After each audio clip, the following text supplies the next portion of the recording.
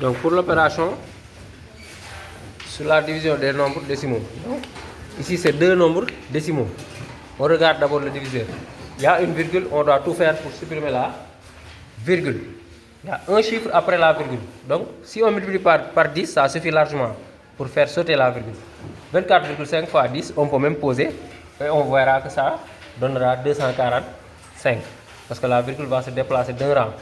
Ici aussi, on a multiplié ici par 10, donc ici aussi on va multiplier par 10. Et la virgule va se déplacer d'un rang et on obtiendra 37. Donc 37 divisé par 240, 45. Dans 37, il y a combien de fois 245? C'est 0 fois. Alors, 0 fois 245, c'est toujours 0. Côté de 37, il reste toujours 37. Il n'y a même pas à aller dans les détails. Voilà, maintenant on a terminé ici. Avant de pouvoir continuer, parce qu'on nous a dit de 3 chiffres après la virgule, on place une virgule ici et on abaisse un 0. Maintenant, dans 370, il y a combien de fois 245? Rapidement, on sait que c'est une fois. 1 fois 5, 5. Côté de 10 ici, il reste 5.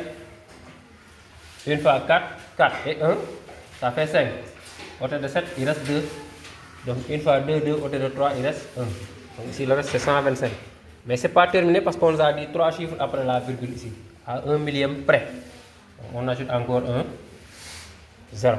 Dans 1250, il y a combien de fois 245? À peu près dans les 5 fois. 5 fois 5, 25. Côté de 30 ici, il reste 5. 5 fois 4, 20. Et le 3, ça fait 23. Côté de 25 ici, il reste 2. Alors, 5 fois 2, 10. Et 2, 12. Côté de 12, il reste 0. Ce n'est pas terminé. On nous a dit 3 chiffres après la virgule. On ajoute encore un 0. Dans 250, il y a combien de fois 245? Vous savez que c'est une fois.